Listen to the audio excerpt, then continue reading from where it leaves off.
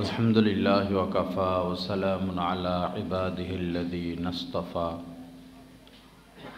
أما بعد فأعوذ بالله من الشيطان الرجيم بسم الله الرحمن الرحيم يا أيها الذين آمنوا استعينوا بالصبر والصلاة إن الله مع الصابرين صدق الله مولانا العظيم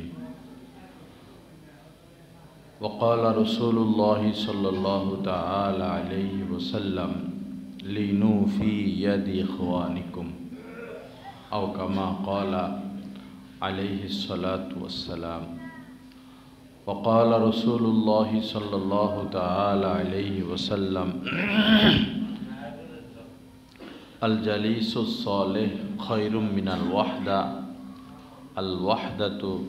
خير من الجليس السوء أو كما قال عليه الصلاة والسلام اللهم صل على سيدنا ومولانا محمد وعلى آل سيدنا ومولانا محمد وبارك وسلم আল্লাহ পাক জাল্লা জালালুহু আমাদের সবাইকে মাফ করে দেন। আল্লাহ পাক আমাদেরকে কামেল ঈমান নসিব করেন।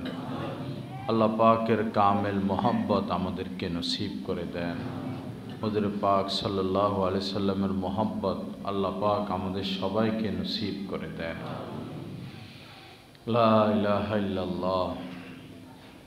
আমল করা যাবে, হাজার হাজার লক্ষ লক্ষ আমল করা যাবে, কিন্তু আল্লাহ পাক ওই আমলটাই গ্রহণ করবেন যেটা নবীজির বাতলানো রাস্তা মোতাবেক হবে। নবীজি যে আমল করেছেন, যে আমল করতে বলেছেন, আমাদের আমলগুলো যদি সেই মোতাবেক হয় সেটাই আল্লাহ পাকের দরবারে কবুল হবে, সেটাই আল্লাহ গ্রহণ করবেন। এই ছাড়া 24 ঘন্টা অনেক কিছু করতে পারবো, 12 মাস বা সারা জীবন, যদি সেটা নবীজির বাতলানো রাস্তা মোতাবেক না হয় আল্লাহ পাক সেটা গ্রহণ করবেন না। অনেক কিছুই আমরা করে থাকি কিন্তু সেটা নবীর রঙে রঙিন না, এজন্য সেটা গ্রহণও আল্লাহ পাক করেন না। আল্লাহ পাক জাল্লা জালালু আমাদেরকে সুন্নত মোতাবেক জীবন গড়ার তৌফিক দান করেন, সুন্নত মোতাবেক আমল করার তৌফিক দান করেন। মন চাইলো একটা মাহফিল করে ফেললাম, মন চাইলো মসজিদ করে ফেললাম, মন চাইলো মাদ্রাসা করে ফেললাম, মন চাইলো ধর্মীয় একটা অনুষ্ঠান করে ফেললাম, নামাজ পড়ে ফেললাম, এই জিকির সেই জিকির, ওই ওজিফা, কেউ মারা গেল, এই করলাম সেই করলাম ওই করলাম। নিজের খায়েশ পুরা করার নাম দিন না, নিজের মনের চাহিদা, মনের খায়েশ পুরা করার নাম দিন না। নবীজির বাতলানো পথ ও পদ্ধতির নাম হচ্ছে দিন। নবীজির বাতলানো পথ ও পদ্ধতির নাম দিন। সব কিছু নবীজির সুন্নত মোতাবেক করতে হবে। আল্লাহ পাক সহি বুঝ দান করেন। ফাংযুরু আম্মান তাখুযুনা দীনাকুম। ওয়াজ মাহফিল করা হয়, এখন বলতে গেলে সব মাহফিলই 95% বা আরও বেশি মাহফিলই ইউটিউব দেখে, ভিউ দেখে, পরে তাদেরকে দাওয়াত করা হয়। এভাবে যদি এই ধরনের লোকদেরকে দিয়ে দাওয়াত মাহফিল করানো হয়, দিনের উপকার নয়, ক্ষতি হবে, ক্ষতি হচ্ছে। সুন্নত শরীয়তের বাহিরে যাওয়া যাবে না।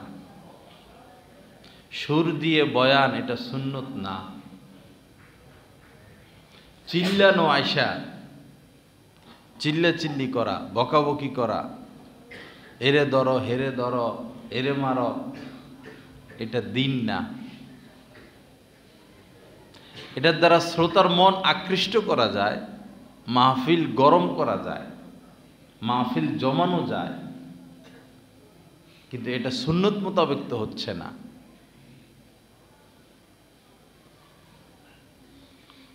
আল্লাহ পাক আমাদেরকে সহি বুঝ দান করেন। কাউকে বেইজ্জতি করা যাবে না। সে যদি ফাসেক হয়, বেশিরভাগ মানুষ তো ফাসেকই বর্তমানে, যারা কবিরা গুনায় লিপ্ত প্রকাশ্যে এরাই ফাসেক। বেশিরভাগ মানুষই ফাসেক। কোনো মুসলমানকে বেইজ্জতি করা যাবে না, তার সম্মান নষ্ট করা যাবে না বয়ান বক্তৃতায়। কোনো মুমিনকে কষ্ট দেওয়া যাবে না, তার সম্মান নষ্ট করা যাবে না। কোনো সাধারণ মুসলমান হোক সে ফাসেক, তাকে বেইজ্জতি করা যাবে না, তাকে অপমান করা যাবে না। দ্বীনের কথা বয়ানে, মিম্বারে, স্টেজে তারা বলবেন যারা দ্বীন শিখে কোনো আল্লাহওয়ালার সোহবতে দীর্ঘদিন নিজের তরবিয়ত করেছে, তারা দ্বীনের কথা বলবে। যার তার কাজ নয় দ্বীনের কথা বলা। একটা কথা বলার সাথে সাথে পুরা কোরআন হাদিস মাথায় রাখতে হয়। পুরা কোরআন হাদিস মাথায় রেখে একটা কথা বলতে হয় যে আমার এই কথাটা যে হাজারো মানুষের সামনে আমি বলতেছি কোরআন সুন্নাহ মোতাবেক কি না। যদি একটু হেরফের হয় তো এই বক্তা তো ধরা খাবে, সে তো জাহান্নামী, কারণ তার কথা শুনে হাজারো মানুষ আমল করবে।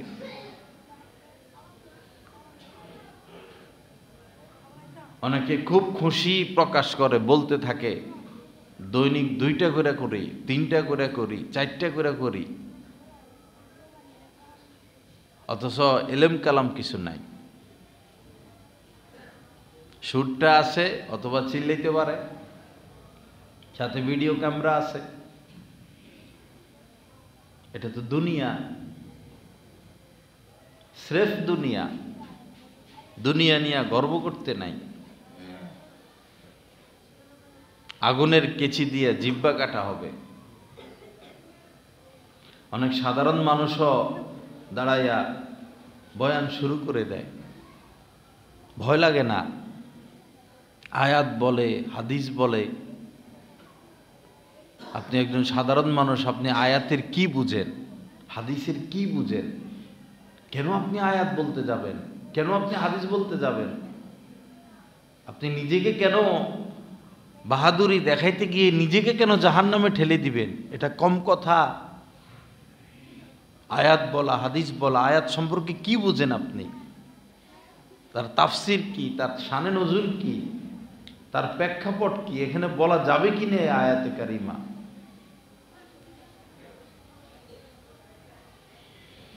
লা ইলাহা ইল্লাল্লাহ। আল্লাহ পাক আমাদেরকে মাফ করে দেন। আল্লাহ পাক সহি বুঝ দান করেন। বাবা, আল্লাহর ভয় অর্জন করা।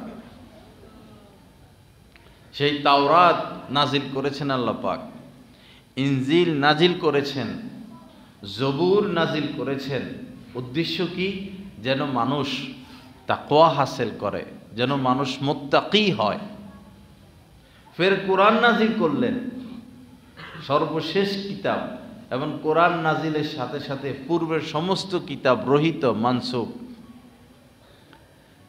কোরআন নাজিল করলেন, প্রথমেই বললেন এই কোরআনে কোনো সন্দেহ নাই।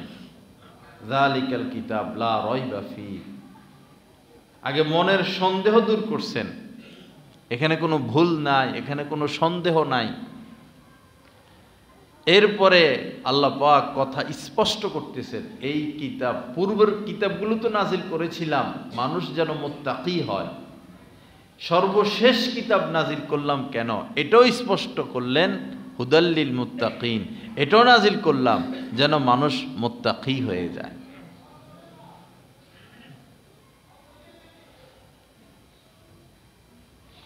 আল্লাহ পাক জাল্লা জালালু আমাদেরকে তাকওয়া হাসিল করার তৌফিক দান করেন। এই আল্লাহর ভয় যদি হাসিল করতে পারি, আপনি কাহার উপরে আর জুলুম করতে পারবেন না। আপনার অন্তরাত্মা কেঁপে উঠবে। আপনি হারাম খাইতে পারবেন না, অন্তরাত্মা কেঁপে উঠবে। মিথ্যা বলা আপনার দ্বারা সম্ভব হবে না। আপনি শেষ হয়ে যাবেন, নিষ্পেষিত হয়ে যাবেন, মিথ্যা আপনার জবান দিয়ে বের হবে না। গীবত করা আপনার দ্বারা, গীবত করার চেয়ে আগুনে জ্বলে পড়ে মরে যাওয়া আপনার জন্য সহজ হবে। গীবত করব আমি, আগুনে জ্বলে পড়ে শেষ হয়ে যায়। কাউকে খুন করবেন, কাহারো টাকা মেরে খাবেন, আপনার দ্বারা সম্ভব। আপনি নিজেকে টুকরা টুকরা করতে প্রস্তুত, কিন্তু সুদ খাওয়া, ঘুষ খাওয়া, কাউকে কষ্ট দেওয়া আপনার দ্বারা সম্ভব না, যখন তাকওয়ার সম্পদটা হাসিল হবে।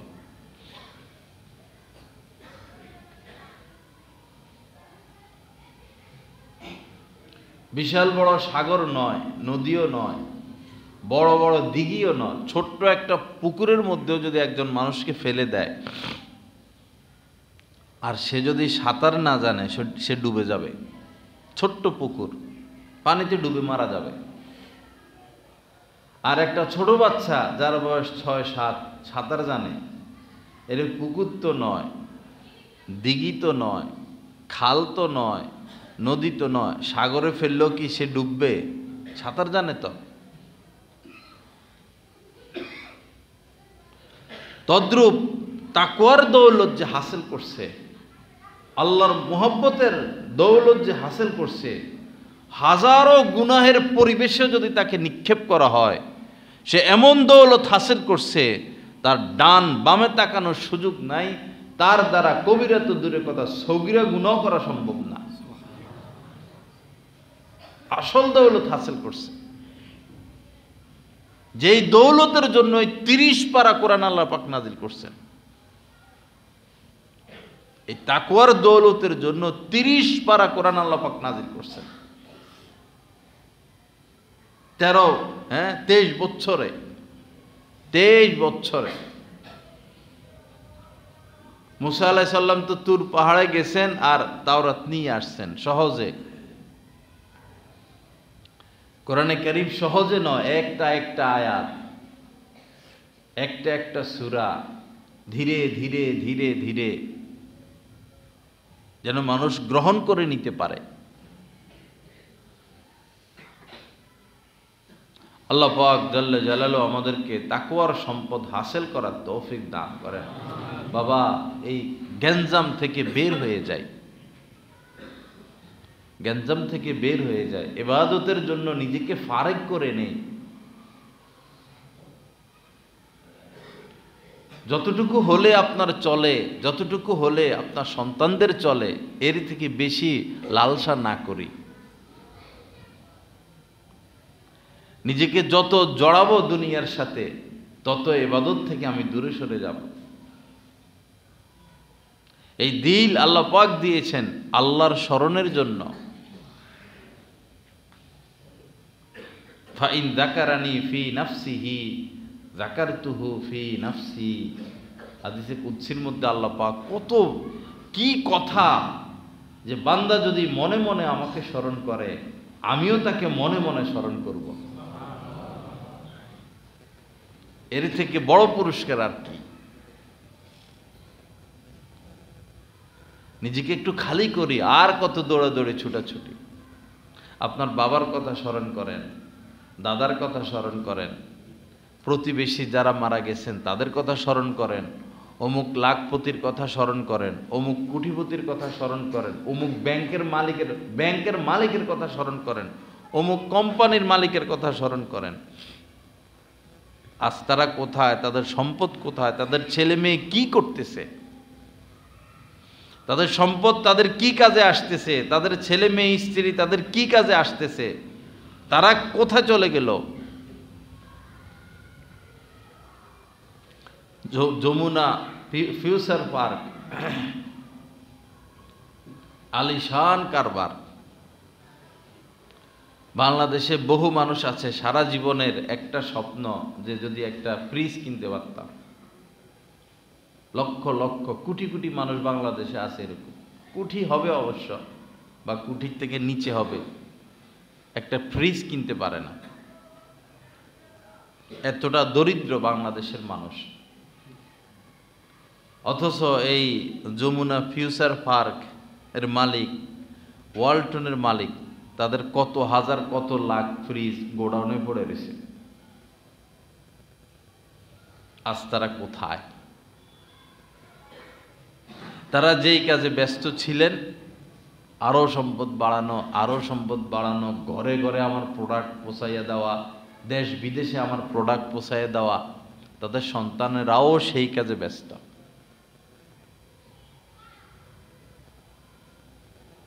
শেষ মুহূর্তে এই ফিউচার পার্কের মালিকের পাশে সাংবাদিক ছিলেন একজন, ওই সাংবাদিক লিখছেন, যখন ওনার প্রচন্ড ব্যথা বুকে, চীনের থেকে ডাক্তার আনা হয়েছিল, বিশেষজ্ঞ, স্পেশাল বিমান দিয়া। তো ডাক্তারকে তিনি বলেছিলেন, আমার ব্যথাটা যদি আপনি ভালো করে দিতে পারেন, পুরা ফিউচার পার্কের আপনার নামে আমি লিখে দিব। কষ্টের কারণে, এটা তো দুনিয়ার কষ্ট, এই ব্যথাটা দুনিয়ার ব্যথা, দুনিয়াবি ব্যথা। এটা তো আগুন দিয়ে পোড়ানো হচ্ছে না কাউকে, তাও তো দুনিয়াতে কাউকে আগুন দিয়ে পোড়াইলে এটা তো মামুলি শাস্তি, আখিরাতে তো এই আগুন হয়ে যাবে 70 গুণ বেশি, এই আগুনই হবে 70 গুণ বেশি। আগুনের শাস্তিটা এক পাশে রাখি, জাহান্নামে মনে করেন জাহান্নাম আগুন না, আগুন নিভিয়ে দিয়েছেন আল্লাহ পাক, এরপরেও শাস্তি কি কম? খাবার দাবার নাই, মৌতও নাই, ঘুমও নাই, খানাও নাই, পানিও নাই, আগুন নিভিয়ে দিয়েছেন আল্লাহ পাক। এইভাবে যদি কাউকে 100 বছর রাখে, 500 বছর রাখে, 1000 বছর রাখে, আগুন নাই, সাপ নাই, বিচ্ছু নাই, কোনো শাস্তি নাই, শুধু খানা দেয় না, পানি দেয় না। তো আগুনের শাস্তির থেকে কি এই শাস্তি কম?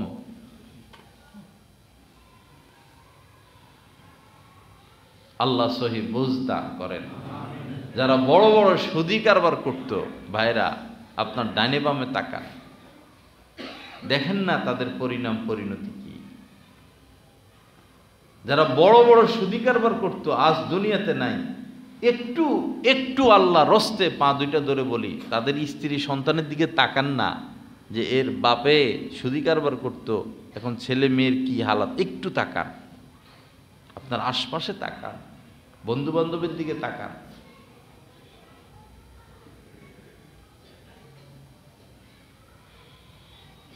লা ইলাহা ইল্লাল্লাহ। আল্লাহ পাক আমাদেরকে মাফ করে দেন, আল্লাহ পাক আমাদের মনটাকে নরম করে দেন, আল্লাহ পাক আমাদেরকে আখিরাতের দিকে অগ্রসর হওয়ার তৌফিক দান করেন।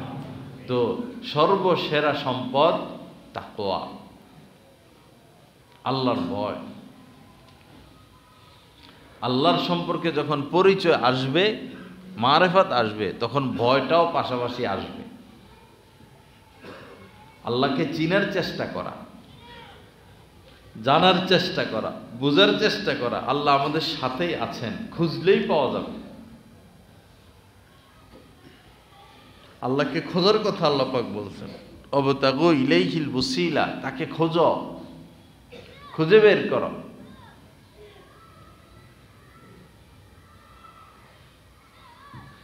আল্লাহ পাক আমাদেরকে এই পথে অগ্রসর হওয়ার তৌফিক দান করেন।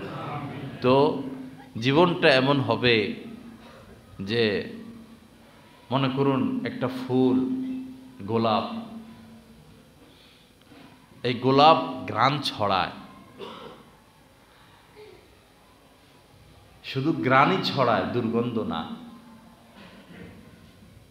আমার আপনার জীবনটা এমন হবে যে আমার থেকে শুধু ঘ্রাণ ছড়াবে।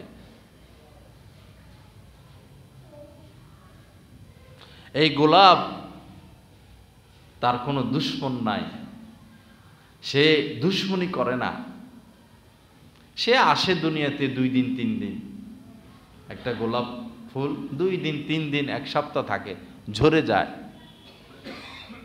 এত সুন্দর একটা গোলাপ ফুল, এত ঘ্রাণ, এত প্রচেষ্টার পর সে দুনিয়াতে আসছে, একটা গোলাপ ফুটানো বহুত কঠিন। পানি দিতে হয়, সার দিতে হয়, গরু ছাগল থেকে বাঁচায় রাখতে হয়, পোকা থেকে বাঁচায় রাখতে হয়, স্প্রে দিতে হয়। বহু চেষ্টার পর এই এই ফুলটা ফুটে, থাকে 1 সপ্তাহ, 7 দিন 10 দিন, চলে যায়। কি রেখে যায়? ঘ্রাণ রেখে যায়। আমিও এরকম আসি, গোলাপ 1 সপ্তাহ থাকে, আমি হয়তো 70 বছর থাকবো, 80 বছর থাকবো, নাইলে 90, নাইলে 100, আমিও ঝরে যাব। তো গোলাপ তো ঘ্রাণ রেখে গেল, আমি কি রেখে যাচ্ছি? গোলাপ তো তার সৌন্দর্যের বিকাশ ঘটিয়েছিল দুনিয়াতে, আমি কি আমার সৌন্দর্যের বিকাশ ঘটালাম, নাকি আমার নফসের বিকাশ ঘটালাম? আমি তো গোলাপের থেকেও সুন্দর। আল্লাহ তো একজন মানুষকে গোলাপের থেকেও শত শত গুণ বেশি সৌন্দর্যতা দিয়ে সৃষ্টি করছেন। গোলাপ তার সৌন্দর্যের প্রকাশ ঘটিয়ে বিদায় নিল, আমি কিসের বিকাশ ঘটিয়ে দুনিয়ার থেকে রওনা দিচ্ছি? আখিরাতের দিকে রওনা দিচ্ছি, আমার জীবনের শেষের দিকে আমি রওনা দিচ্ছি। কিসের বিকাশ ঘটাচ্ছি? কি ছড়াচ্ছি আমি?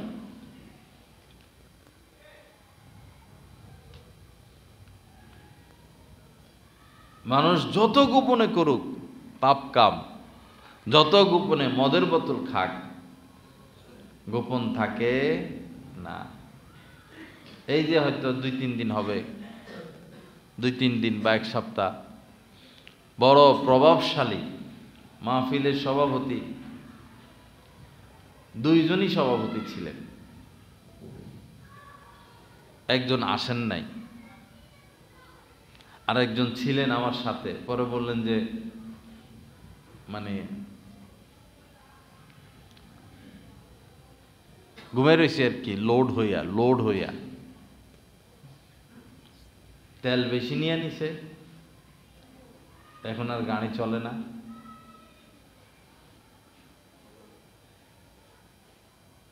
শরীয়তপুর মাহফিলে গেছিলাম আমি, হাজার হাজার মানুষ। 11টার দিকে সম্ভবত বসছি আমি, 11টার পরে। তো সোফা টোফা, বিশেষ বিশেষ ব্যক্তি ডাইনে পাশে। তো পোস্টার আইনে আমাকে বুঝাইতেছেন, ইনি হইলেন মাহফিলের সভাপতি, ইনি হইলেন মাদ্রাসার সভাপতি, বারবার আমার বুঝাইতেছেন। আর এরাও বসে রয়েছে, মানে এদের এতটুকুই যে বক্তা বলবে আজকের মাহফিলের সম্মানিত সভাপতি আলহাজ এই। আমার জীবনে আমি কোনোদিন সভাপতির নাম নিই নাই আজ পর্যন্ত। এটাকে যে কি মনে করে, এটারে যে কি মনে করে কমিটির সদস্য, যেদিন টাকা টুকা দেনের ব্যাপার স্যাপার সেদিন আর নাই মিটিংয়ে।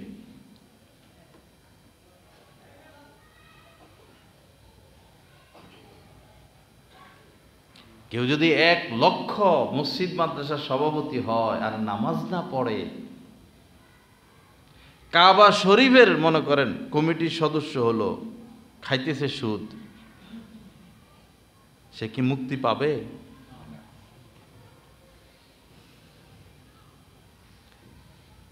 পদ কি? কেন পদের পাহাড়? একজন আলেমের সামনে পদের কি মূল্য?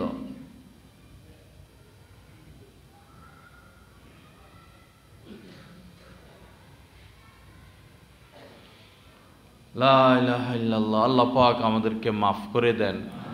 আল্লাহ পাক তাকওয়ার দৌলত হাসিল করার তৌফিক দান করেন। আমার বাবা, সময় বেশি নাই, ঘ্রাণ ছড়াইতে থাকি। একজন ভিক্ষুক, আপনি ধনী মানুষ, নিজের বাহুবলে আপনি ধনী হন নাই। আর ওই ভিক্ষুক, সে যদি পারত সেও বিশ্বের সেরা ধনী হইত, ইচ্ছা করে সে ধনী হয় নাই, আরেকজনের ইশারা আছে, উপরওয়ালার ইশারাই সব হয়। আপনাকে ধনী বানাইছেন, উনাকে গরিব বানাইলেন। আবার সিস্টেম মোতাবেক সিস্টেম করে আপনাদের দুজনের মধ্যে সাক্ষাৎও তিনি ঘটাইছেন আল্লাহ। এখন আল্লাহ পাক দেখতে চান, দেখেন এই ফকিরের সাথে তার আচরণ কেমন।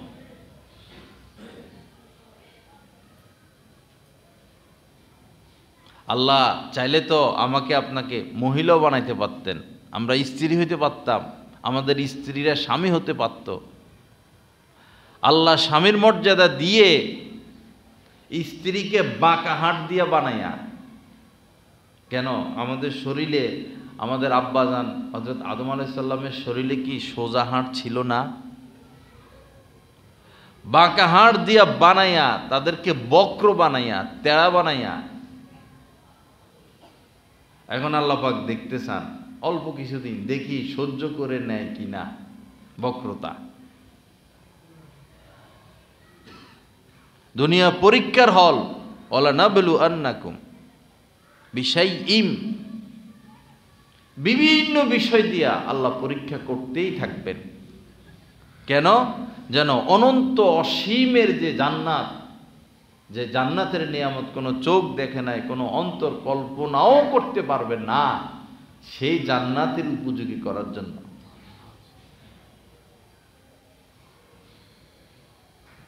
মুহূর্তে মুহূর্তে পরীক্ষা চলতে থাকে। আবার এখান দিয়ে শয়তান লাগানো আছে,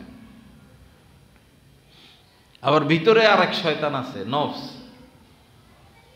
নফসে আম্মারা শুধু টানাটানি করে পাপের দিকে। ইবাদত বন্দেগী করতে করতে, সাধনা করতে করতে নফসে ইয়া আইয়ুহান নাফসুল মুতমাইন্না, মুতমাইন্নার দিকে যাইতে হবে। নফসে মুতমাইন্না আল্লাহ পাকের কাম্য।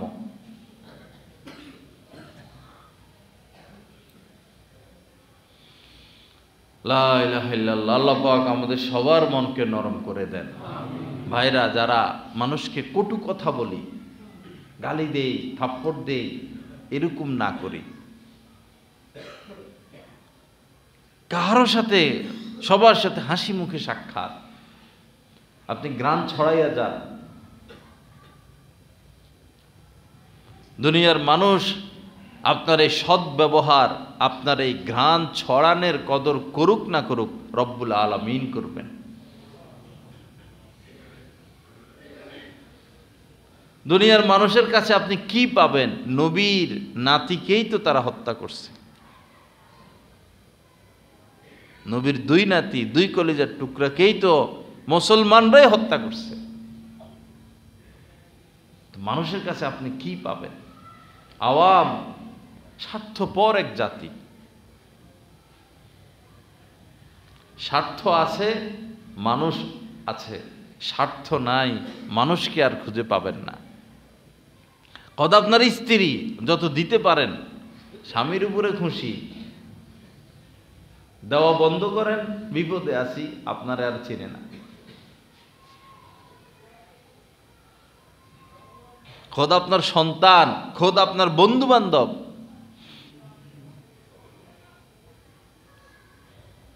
মানুষ স্বার্থপর। মানুষের পশমের গোড়ায় গোড়ায় স্বার্থ লুকায়িত। এজন্য আল্লাহর হয়ে যাই। আমিও মানুষ, আপনিও মানুষ, আল্লাহর হয়ে যাই। আল্লাহকে নিয়ে ব্যস্ত থাকি, আল্লাহকে রাজি করি, আল্লাহকে খুশি করি, খুশি করে দেই, আল্লাহকে খুশি রেখে দুনিয়া থেকে চলে যাই, বস কামিয়াব। পিছনে তাকানোর আর সময় নাই। সম্পদের পাহাড় যারা জীবন ভর গড়েছেন, আজ তারা আফসোস করতেছেন, ভুল করলাম, জীবনটা কিসে কাটাইয়া দিলাম। তারাই কথা বলে সারা জীবন ভুল করলাম, এখন শুধু বিদায় নেওয়ার পালা। হাসপাতালে শুয়ে থাকে, ঘরে শুয়ে থাকে, অক্সিজেন লাগায় রাখে নাকে, কিন্তু এই শুয়ে শুয়েও দুনিয়া কামায়, এখনো দুনিয়া নিয়ে ব্যস্ত। আবার কয়ও সারা জীবন কি করলাম, ভুল করলাম। আল্লাহ ওয়ালাদের সোহবত ব্যতীত মানুষের জীবন অকল্যাণকর। কোনো মানুষ সাহাবী হতে পারত না যদি রাসূলের সোহবতে না যাইত। সাহাবীর মর্যাদা কেউ কোনোদিন পাইত না। রাদিয়াল্লাহু আনহুম, আল্লাহ তাদের উপর সন্তুষ্ট হয়ে গেছেন। কোরআনের কথা, যারা রাসূলের সোহবতে গিয়েছেন তাদের উপরে, তারা সাহাবী, তাদের এত বড় মর্যাদা, কিন্তু রাসূলের কাছে না গেলে তো কেউ সাহাবী হতে পারত না। কিয়ামত পর্যন্ত আল্লাহর ভয় অর্জনের, রাদিয়াল্লাহু তাআলা আনহুমের ফয়ুজ যদি পেতে হয়, বরকত পেতে হয়, কিয়ামত পর্যন্ত এই এক রাস্তা, মুত্তাকিদের সোহবতে যাইতে হবে, নাহলে আপনার জীবন ব্যর্থ।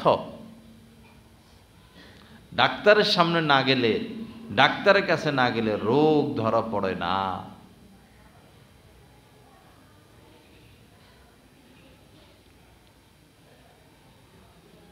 কাল মাইয়িত ফি ইয়াদিল গাসসাল, না, কাল মাইয়িত ফি ইয়াদিল গাসসাল। মৃত ব্যক্তি তারা যখন গোসল করায়, যিনি গোসল করান উনি হয়তো কখনো হাত পরিষ্কার করেন, কখনো পা পরিষ্কার করেন, কখনো বসান, কখনো চিৎ করেন, কখনো কাত করেন।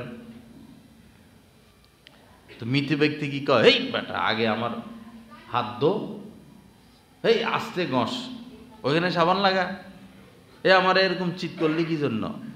মৃত ব্যক্তি কিছু বলে? যেমনে করে অমনে। ঠিক যেদিন আমি কোনো আল্লাহওয়ালার হাতে আমাকে এইভাবে পেশ করে দিব, আপনার যেভাবে মন চায় আমাকে গড়ে দেন, জান্নাতের উপযোগী করে দেন, মুত্তাকি বানিয়ে দেন, সেদিন আমার আপনার জীবন সফল হবে। নাহলে এই যে নফস ভিতরে আছে, এটা শুধু মানে হাওয়া চায়, হাওয়া, আমার হাওয়া দেখ, বাহবা দেখ, আমার উপরে উঠাক, আমাকে সম্মান দেখ। নফসের কামই এটা। অপমানিত হওয়া ব্যতীত, করা ব্যতীত নফস কখনো মিটে না।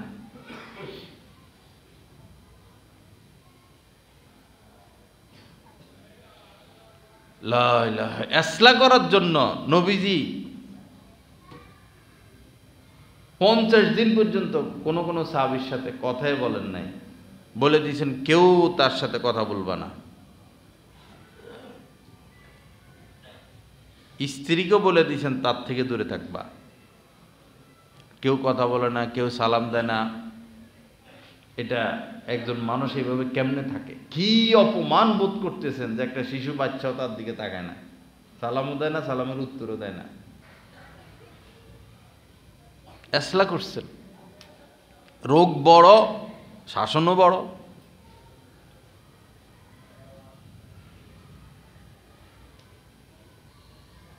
আমরা তো নিজেকে ইসলামের জন্য কখনো পেশই করি নাই।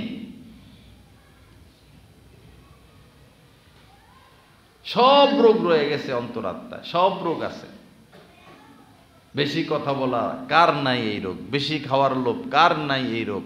ক্রোধ, হিংসা, অহংকার, কুচিন্তা, কুধারণা।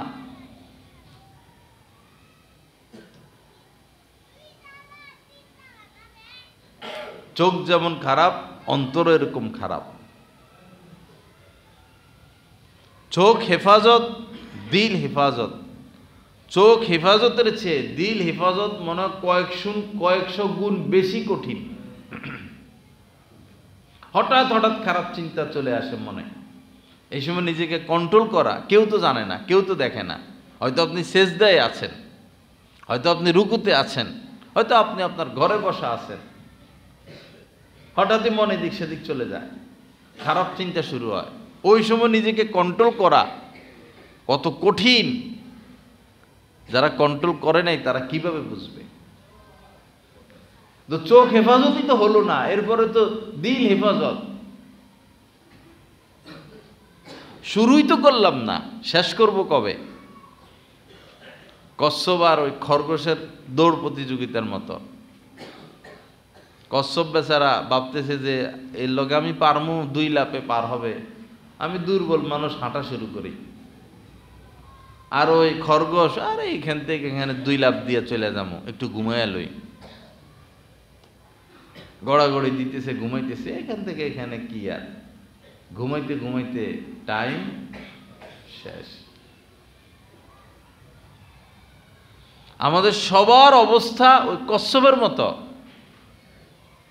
আচ্ছা হজ করবো আর কি, সময় আছে তো, ওমরা যামু আর কি, ঋণ টিন আছে, আচ্ছা পরিশোধ করবো, অনেক নামাজ রোজা কাজা আছে, আচ্ছা আদায় করবো, আচ্ছা আস্তে আস্তে ভালো হয়ে যাবো, গুনাহ ছেড়ে দিব, এখন যৌবন বয়সে একটু আমোদ ফুর্তি করি। আজ কি খবর পাইলাম, আমাদের এখানের এক ছাত্র, 1 নাম্বার হইতো বা 2 নাম্বার হইতো, বয়স হয়তো 15-16 এরকম, মাহাদি ছিল তার নাম। এখন পড়লে সে জালালাইন পড়তো, মিশকাত পড়তো, মারা গেছে। ভালো ছেলে,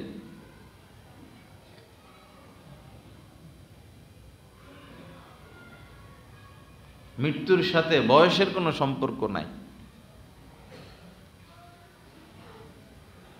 দাদা জীবিত, নাতি চলে যাচ্ছে, বাবা সন্তানের লাশ দাফন করতেছে, আগে স্ত্রী চলে যাচ্ছে, আগে স্বামী চলে যাচ্ছে।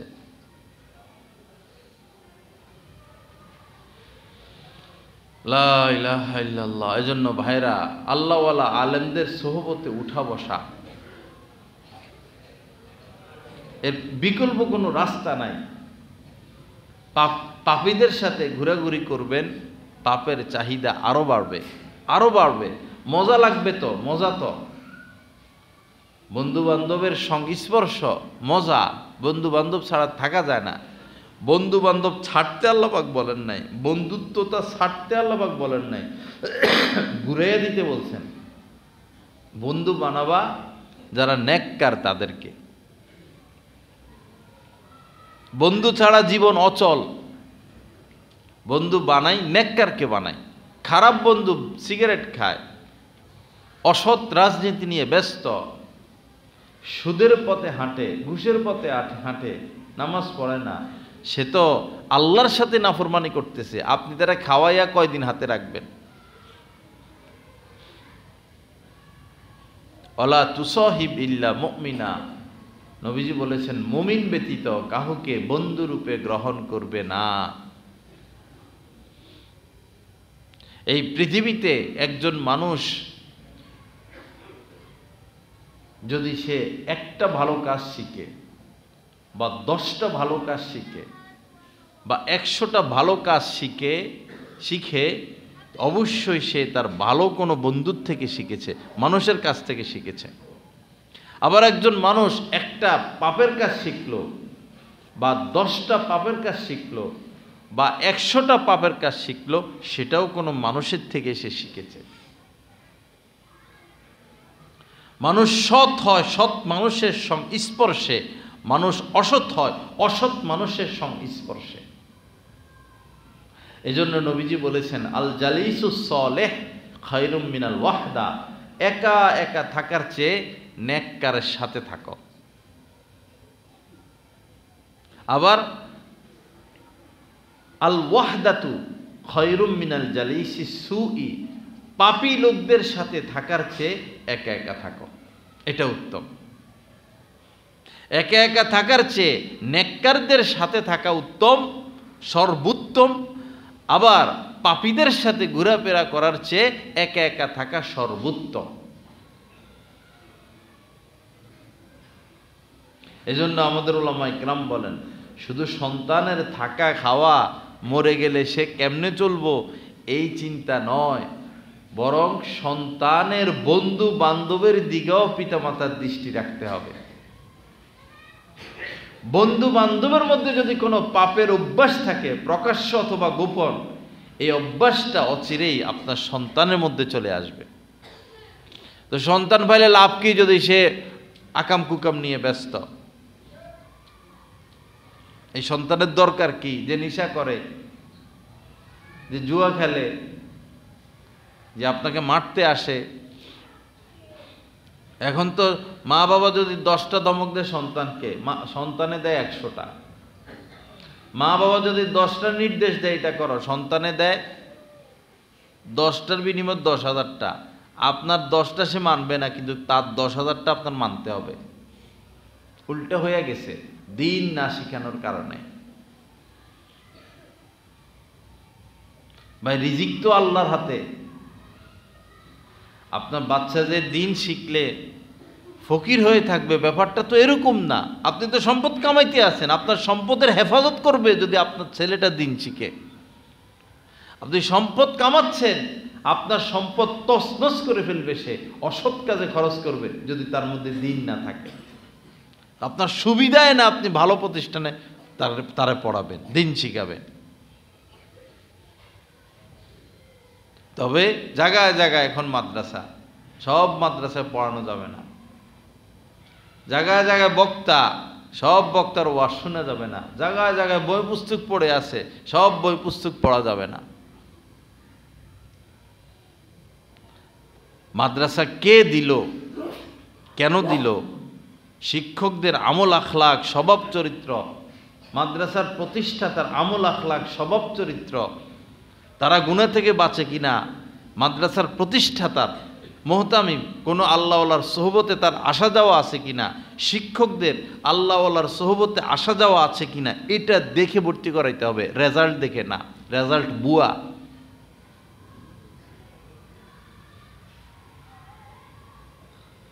আসল হলো তালিম, তরবিয়ত, আসল হলো তরবিয়ত। তুরস্ক থেকে পুরস্কার আনছে কোরআন প্রতিযোগিতায়, কাতার থেকে পুরস্কার আনছে, মালয়েশিয়া থেকে পুরস্কার আনছে, এগুলা দেখায় দেখায় মানুষের মাথা নষ্ট। বাচ্চা ভর্তি করায়, পরে তো দেখে যে গন্ডাগোল। যে আলেম কোনো আলেমের সোহবতে যায় না, সে আলেমের কাছে আপনার বাচ্চা পড়াইতে দিবেন না, পরিষ্কার কথা। কোনো বাপের বেটাকে আমি ভয় করি না, তারা নিজের আমলের মধ্যে গলতি। যে পড়ালেখা করে নিজেকে কাহারও কাছে ন্যস্ত করে নাই, সে বহু পাপের মধ্যে লিপ্ত। তার কাছে যদি আপনার সন্তানকে ন্যস্ত করেন, সে পাপই শিখতে থাকবে। হাকিমুল উম্মত মুজাদ্দিদি মিল্লাত হযরত মাওলানা শাহ আশরাফ আলী থানভী রহমতুল্লাহ আলাইহি বলেছেন, পড়া আর পড়ানির দ্বারা দিন আসে না। কেউ পড়লো দাওরা পর্যন্ত, আবার দাওরা পর্যন্ত পড়ায়ও 8-10 মাদ্রাসা বুখারী পড়ায়, তার মধ্যে দিন নাই। দিন ওই সময় আসবে যখন সে কোনো আল্লাহওয়ালা সোহবতে আসা যাওয়া করবে।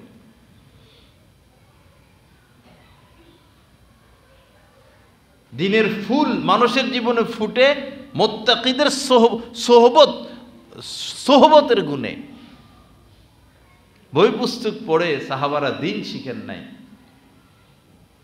আপনি নিজেকে কারো কাছে পেশ করে দেখুন না, হাজারো ভুল আপনার মধ্যে, ভুল দিয়েই চলতেছেন।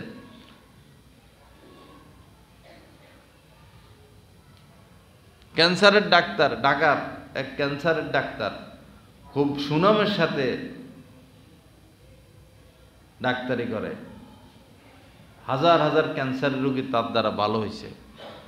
ডাক্তারি করতে করতে এক পর্যায়ে সে অসুস্থ, ব্যস্ত মানুষ, সে অনুভব করছে আমারও ক্যান্সার কিনা, নিজে নিজে কিছু ওষুধ টষুধ খাইছে। পরে রোগ বাড়তে বাড়তে সেই ক্যান্সারের রোগে মারা গেল। কেন? সে নিজেকে অন্যের কাছে পেশ করে নাই। অন্যরা তার কাছে নিজেকে পেশ করছে, ভালো হয়ে গেছে। সে নিজেকে বড় কোনো ডাক্তারের কাছে ন্যস্ত করে নাই, সেই ক্যান্সারের রোগে মারা গেছে।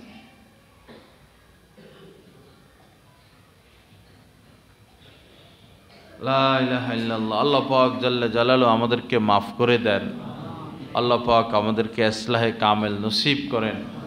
আল্লাহ পাক সৎ গুণ অর্জনের তৌফিক দান করেন। ফুলের মতো একটা জীবন আল্লাহ পাক আমাদেরকে দান করেন এবং ঘ্রাণ ছড়িয়ে যাওয়ার তৌফিক দান করেন। আমাদের এই জুমার মজলিসের পরেও একটা মজলিস হয়, ছোট, 15 মিনিট 20 মিনিটের সংক্ষিপ্ত। এটা হয়তো অনেকে জানে না।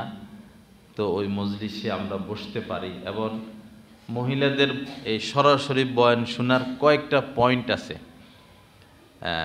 5-6 জায়গায় আছে, সরাসরি লাইন দেওয়া আছে। তো আপনাদের মহিলাদেরকে সেখানে পাঠাইতে পারেন।